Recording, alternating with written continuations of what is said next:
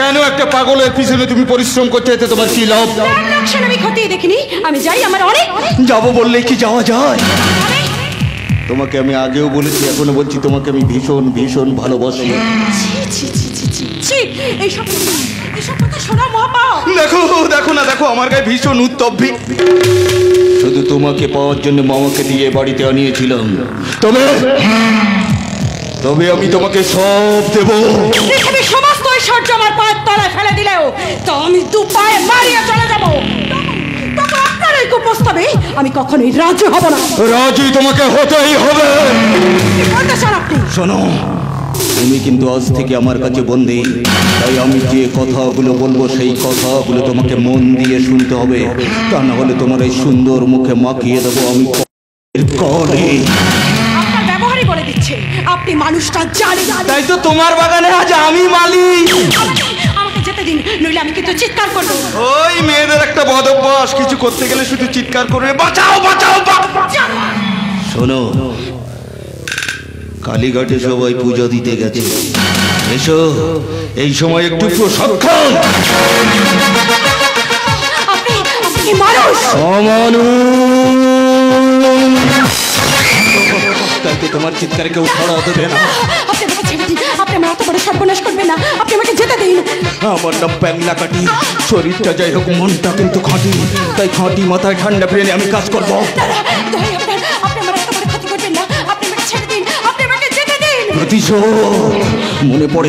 মনে পড়ে একদিন পাবলিকের সামনে আমার গলে তুমি চড় মেরেছিলে। আজ ওই পাবলিকের সামনে ওই চড়টা ফিরিয়ে দিয়ে আমি তোমার বস্ত্র হরণ করবো। বস্ত্র হরণ। আমি আপনার পায়ে ধরে বলছি, আপনি আমার এত বড় ক্ষতি করবেন না। আপনি আমাকে যেতে দিন, আপনি আমাকে যেতে দিন। বলেছিলাম গো ভালোবাসি গো, আজ কেন গো এমন হলো? বলেছিলাম গো ভালোবাসি গো, আজ কেন গো এমন হলো?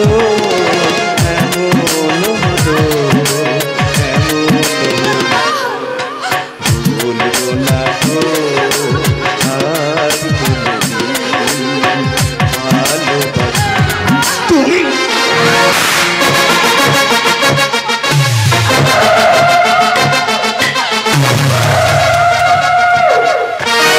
ভালোবাসা চেয়ে যদি না হয় অপরাধ, তাই নিয়ে গো কেন প্রতিবাদ?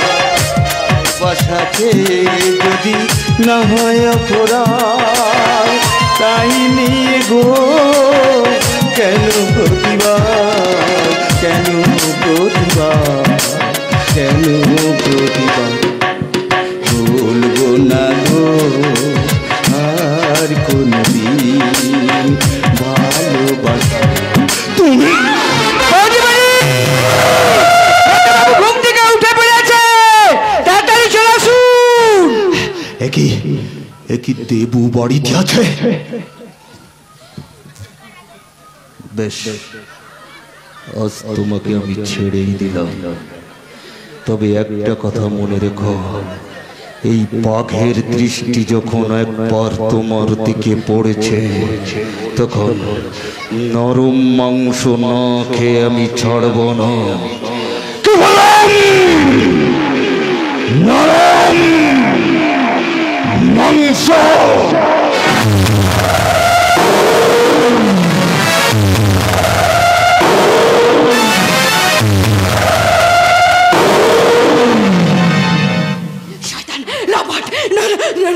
আমি কিছুতেই রাখবো না, কিছুতেই না। আমি যদি এখানে থেকে আমার নিজেকে আমি কিছুতেই রক্ষা করতে পারবো না, তাই আজ আমি এখান থেকে চলে যাবো।